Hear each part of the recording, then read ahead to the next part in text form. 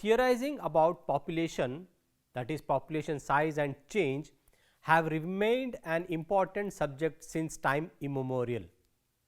Many of the ancient philosophers like Confucius from China, Kautilya from India, Ibn Khaldun from Arab and Plato from Greece, and modern thinkers like Adam Smith, David Richard and others earlier directly or indirectly have said somewhat significant on population issues. For instance, Kautilya, a contemporary of Plato, had written in his Arthashastra that a large population is a source of political, economic and military strength of a nation. Similarly, the 14th century Arab historian Ibn Khaldun maintained in his theory of rise and fall that the growth of dense population is generally favorable to the maintenance and increase of imperial power. To the Jews, the injunction to Adam and Eve by the Almighty to be fruitful and multiply and replenish the earth has been a guiding principle for their attitude towards marriage and procreation. The Chinese philosopher Confucius argued that a numerical balance be maintained between population and environment. Thus, he was not in favor of unchecked growth of population. He was the first who gave the concept of optimum population level. In ancient Greece, the earliest thinkers favored the expansion of population, but Plato was a restrictionist who advocated as absolute limit of population.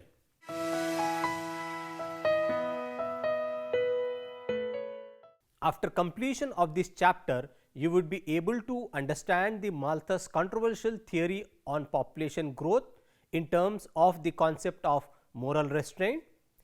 Second one, break down the demographic transition model or theory into 5 recognizable stages based on how countries reach industrialization. One of the earliest demographers, Edmund Halley, was the first scientist to use death statistics in different age groups to determine a person's likelihood of death as he or she passed through each age group. But as a science, it emerged only in the last 250 years. The systematic compilation of data was first begun on a large scale in the 19th century in Europe.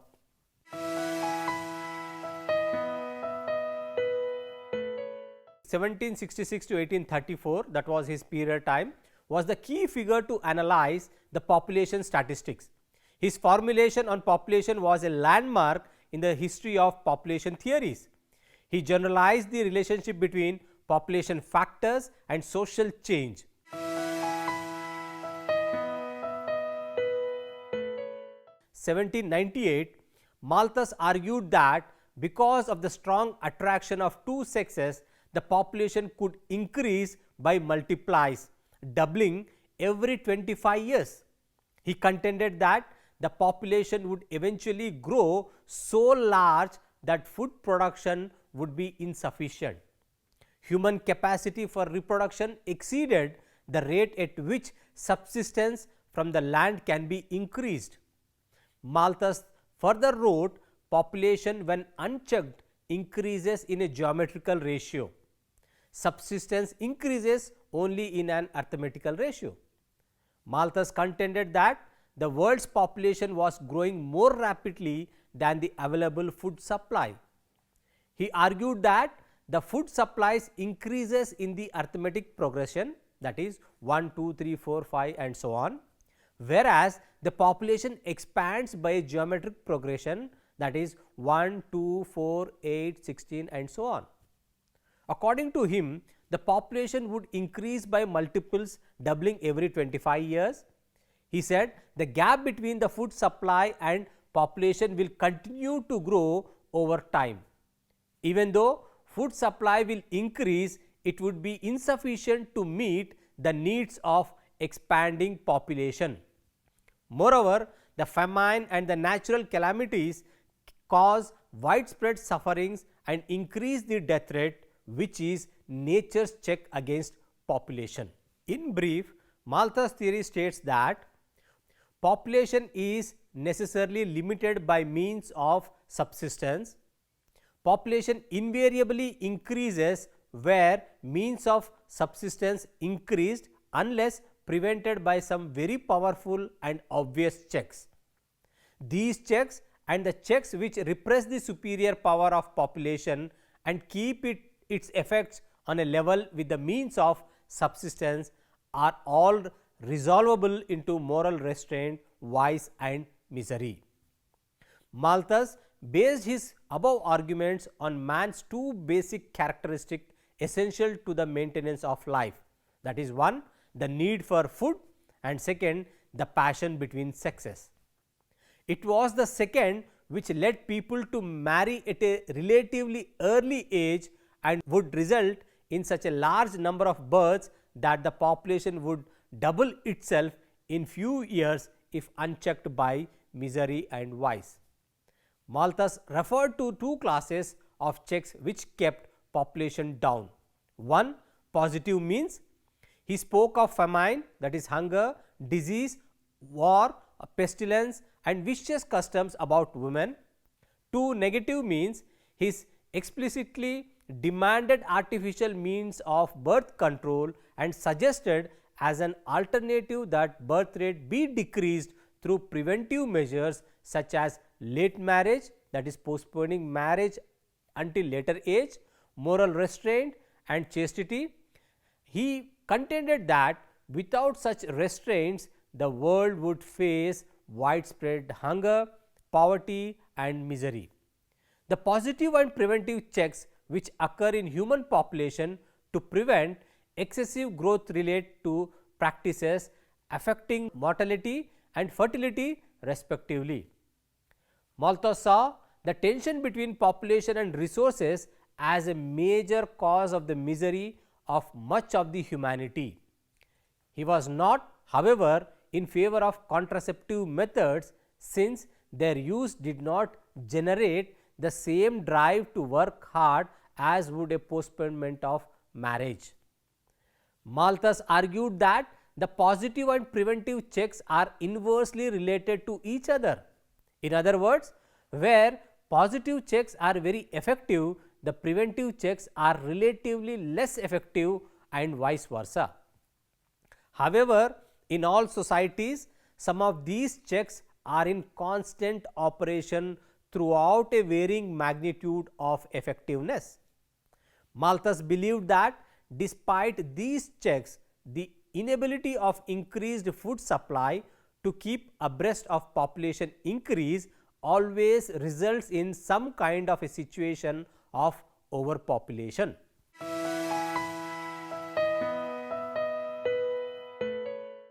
Malthus' views have been widely challenged on many grounds. The main criticism about his theory are the validity of his two sets of ratios has been questioned by his critics. It is argued that population has rarely grown in geometrical proportion and means of production have rarely multiplied in arithmetic progression. Malthus overemphasized the positive checks and did not visualize the role of preventive checks like contraceptives and family planning. Neo-Malthusists argued that the adoption of birth control within marriage, human inventions in the fields of birth control, health and nutrition and agriculture have helped to a great extent to strike a balance between human production and supply. Malthus was also severely criticized for ignoring the role of changing technology and the consequent transformation in socio-economic setup of a society. He did not fully appreciate the extent to which improved agricultural technology and crop fertilization could sustain large population. Neo-Malthusians agree that there are absolute limits on food supply, energy and other resources. Furthermore, they suggest that the problem is intensified by the disproportionate consumption of such resources by so-called developed, that is industrialized actions. This formulation has been challenged by other researchers. Yet, none would deny that starvation is a very real fact even in 2020. According to International Food Research Policy Institute, out of 79 countries, 65 come under the category of alarming level of hunger, that is Burundi, Ethiopia, Chad, Eritrea and Timor have been categorized as the 5 hungriest countries in the world. Around the world, we read many reports of starvation, death and malnutrition. With such images in mind, a representative of the World Bank stated in 1981 that the ghost of Malthus is not buried yet, which means what he said is true. Ironically, gains in food supplies do not always lead to progress in the fight against starvation. It puts pressure on food prices that makes it more difficult for the poor to buy the food they need. Both the positive checks of hunger and disease referred to by Malthus do not operate today, except the terrible disaster sometimes caused by tsunamis and the hurricanes like Katrina, Rita and floods or rains in the desert regions like Barmer and Jaisalmer in recent times. But catastrophe of this nature in any part of the world is immediately rushed to the affected place from surplus areas all over the world. A marked decline in the death rate even in the developing countries is a significant factor in the context of population spurt. Moreover, natural calamities referred to above have occurred in underpopulated areas also, and thus there was no causal relationship between positive checks and overpopulation. Malthus also failed to realize even the biological limitations that a population cannot grow beyond a certain limits.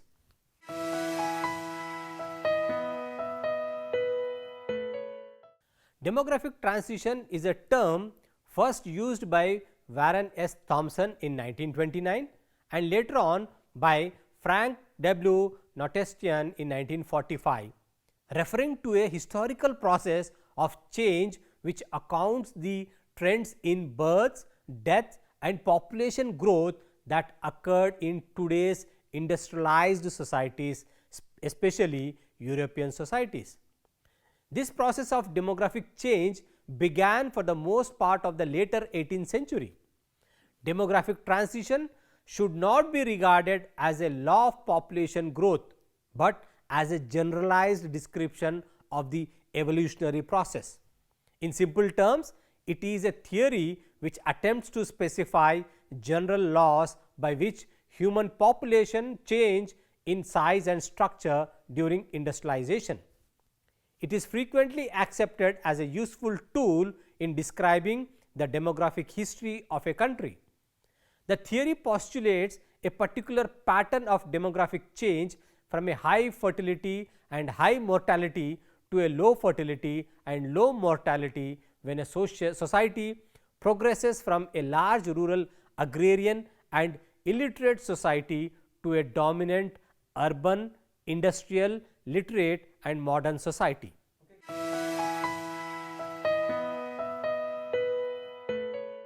One, that the decline in immortality comes before the decline in fertility. Second, that the fertility eventually declines to match mortality, and third one, that socio-economic transformation of a society takes place simultaneously with its demographic transformation. The demographic transition theory is characterized by conspicuous transition stages.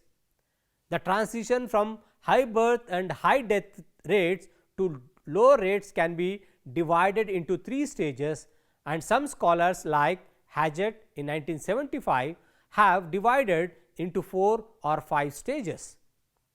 So, coming to the stages, the first, that is stage 1, here we find high and fluctuating birth and death rates with little population growth.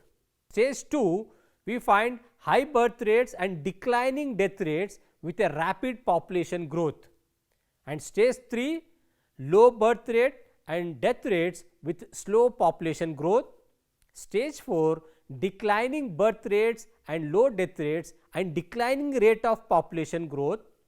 And stage 5, birth and death rates approximately equal, which in time will result in zero population growth. So, in the first stage of transition, death rates, especially the infant deaths, begin to fall as a result of advances in public health and sanitation, as well as improvements in nutrition and food supply. Since the birth rate continues to remain high relative to the declining death rate, there is a rapid transitional growth as we find in India today. In the second stage, changes in social attitudes, the introduction of cheap forms of contraception and increases in life expectancy create social pressures for smaller families and for a reduction of fertility. The diffusion of knowledge and cheap medical technology has brought many non-industrial societies into this stage of demographic transition. However, these societies have been unable to enter the third stage. The result has been very high rates of population growth in countries that are not experiencing corresponding economic growth. In the last, that is third stage of demographic transition, birth and death rates decline appreciably, which eventually becomes approximately equal, and in time it will result in zero population growth. Before this stage begins, there can be one more stage in which low birth and death rates led to slow population growth. The populations of advanced urban industrial societies which have entered the last stage are now stable with birth and death rates. In some cases, for example, Eastern and Central Europe, birth rates have fallen so slow that the rate of natural increase was actually zero or negative. In this stage, the technical know-how is abundant, the deliberate controls on family planning are common, and the literacy and education levels are also very high.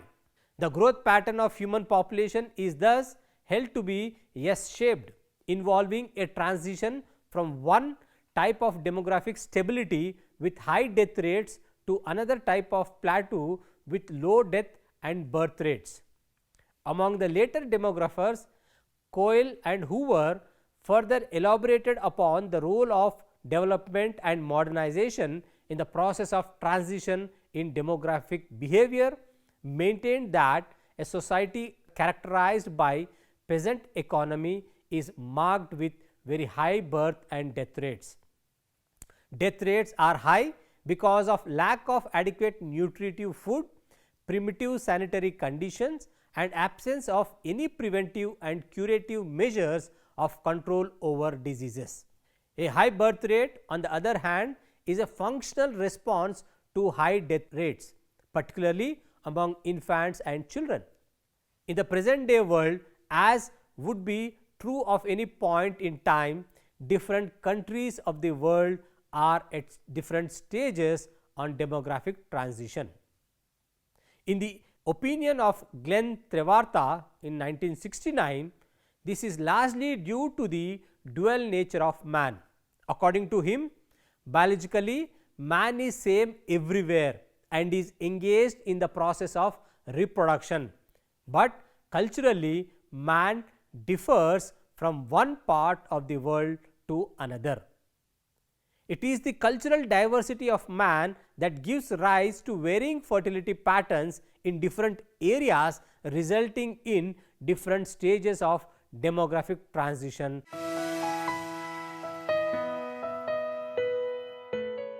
Although the theory of demographic transition has been appreciated widely by the demographers, it has been criticized on many grounds also.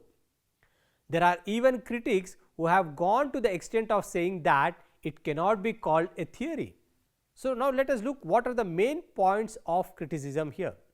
Firstly, this theory is merely based upon the empirical observations or the experiences of Europe, America and Australia. Secondly, it is neither predictive nor its stages are segmental and inevitable. Thirdly, the role of man's technical innovation cannot be underrated, particularly in the field of medicine, which can arrest the rate of mortality. Fourthly, neither does it provide a fundamental explanation of the process of fertility decline, nor does it identify the crucial variables involved in it. Fifth one, it does not provide a time frame for a country to move from one stage to another. So, finally, it does not hold good for the developing countries of the world, which have recently experienced unprecedented growth in population due to drastic decline in death rates. In spite of these criticisms and shortcomings, the demographic transition theory does provide an effective portrayal of world's demographic history at a macro level of generalizations. As an empirical generalization developed on the basis of observing the demographic trend in the West, the transition process for any country can easily be understood. The theory of demographic transition is the most acceptable theory of population growth. It does not lay emphasis on food supply like the Malthusian theory, nor does it develop a pessimistic outlook towards population growth. It is also superior to the optimum theory, which lays an exclusive emphasis on the increase in per capita income for the growth of population and neglects other factors which influence it. The biological theories are also one-sided because they study the problem of population growth simply from the biological angle. Thus, the demographic transition theory is superior to all the theories of population because it is based on the actual population growth trends of the developed countries of Europe. Almost all the European countries have passed through the first three stages of his theory and are now in the fourth stage.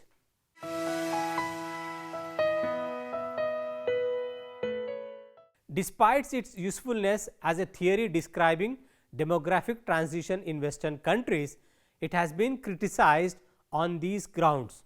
1. Sequences of stages not uniform. Critics point out that the sequences of the demographic stages have not been uniform. For instance, in some East and Southern European countries and in Spain in particular, the fertility rates declined even when mortality rates were very high.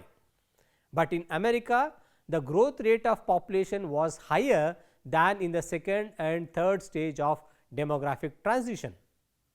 Second one, birth rate not declined initially in urban areas.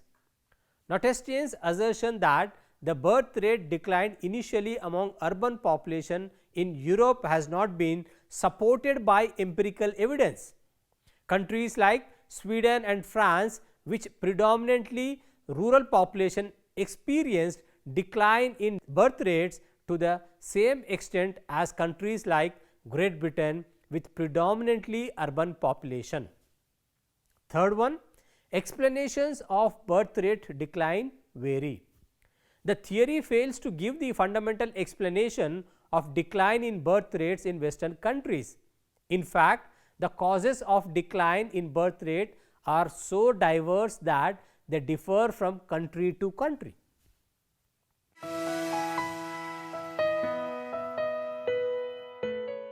Many countries such as China, Brazil, Thailand have passed through the demographic transition model, which we call it as DTM, very quickly due to fast social and economic change.